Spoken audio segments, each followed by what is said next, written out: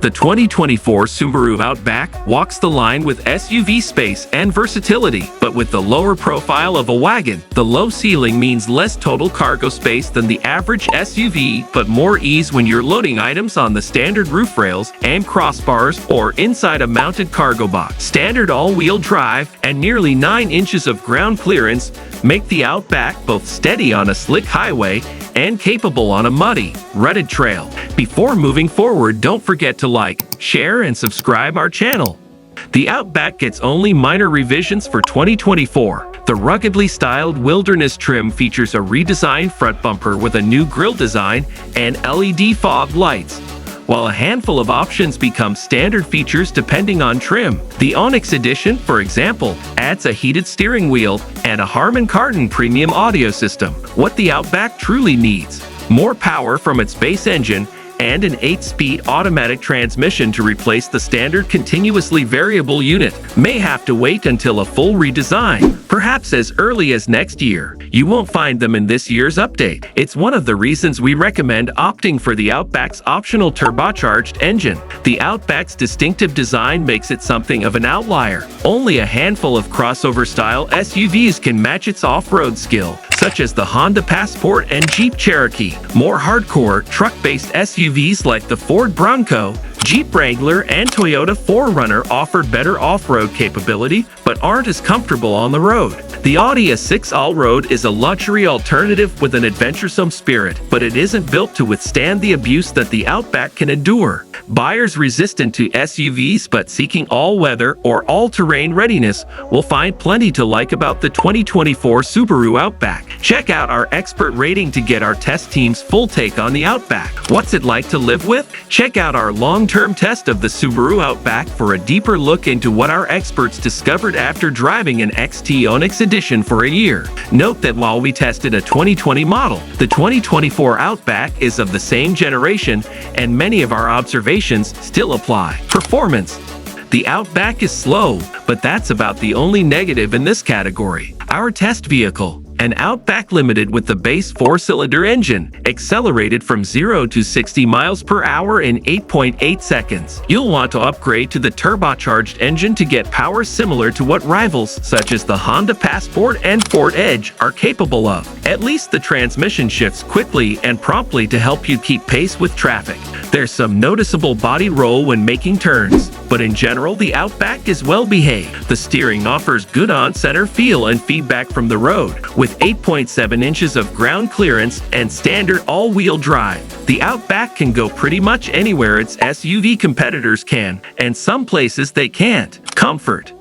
The Outback is a very good midsize SUV for the money. The front seats are great, soft but supportive. They offer a decent amount of bolstering without feeling tight. Overall, these are welcoming seats, pleasant to settle into when you're tired and easy to stay in for a long time. The Outback's ride quality is also excellent overall, even if certain road surfaces can create some vibrations in the cabin. Potholes, speed humps, and drainage ditches are absorbed easily, yet there's no real floatiness to the vehicle. It's an impressive balance of compliance and control. The climate system works well to regulate cabin temperature. The updates to the Climate Touch screen interface make it a better experience than before, but adjustments beyond temperature require 2 to 3 steps. Interior.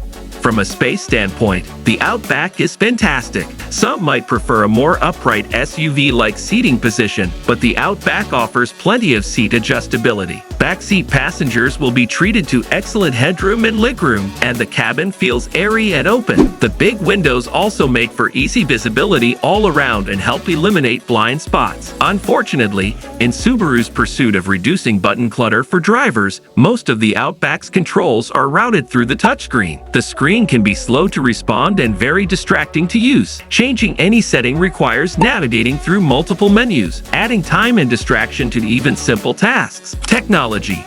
A nice-sounding stereo and plenty of charge ports are pluses. Subaru's 11.6-inch infotainment screen is functional, and it's easy enough to find settings and selections, but there's still a complicated menu structure that adds time to some tasks, such as some climate controls. Plug in a smartphone or connect wirelessly, and your experience depends on whether you use Apple CarPlay or Android Auto. Apple CarPlay maximizes the display while Android Auto is crammed into the top half of the screen, rendering the bottom half totally useless. Subaru's native voice command system is also supper and struggles to recognize even basic requests. Subaru's driver assistance systems, such as adaptive cruise control and lane keeping, work well, but the various beeping alerts can get annoying over time. Storage. Because the Outback is more a lifted station wagon than an SUV, it loses out just a bit in terms of total cargo capacity, but at least the cargo floor is low and flat, making loading and unloading a breeze. It's also easy to install gear on the Subaru's roof rails because the Outback isn't quite as high as your typical SUV. Cabin storage is clever but lacking in volume. There's a nice phone shelf for front passengers, and rear passengers get bottle holders in their doors and seat back pockets on both sides, but the center console box is smaller than the ones in most SUVs. Ultimately, there's less space to stash your stuff. Installing child safety seats should be a breeze thanks to easily accessible seat anchors and plenty of room. Fuel economy. The EPA estimates you'll get 28 mpg combined city/highway driving the Outback with the base engine, which is a little better than competitors manage. With our test vehicle, however, we only managed around 20 mpg. It could be because the anemic power source demands a lead-footed approach to keep pace with heavy traffic. Value. Most competitors have stronger standard engines, but otherwise the Outback offers an excellent value. The base model isn't lacking any practicality, and when loaded with extra luxuries and technology features, it costs less than similarly equipped competitors. The equation changes a bit if you want the more powerful XT models, which are priced closer to traditional SUV competitors. The Subaru doesn't offer any particular ownership advantages. The warranty is average for the segment, and while the Outback feels well put together, the design and quality of materials don't really stand out in any way. Wildcard. The Outback does SUV things better than most SUVs and does them without pretense.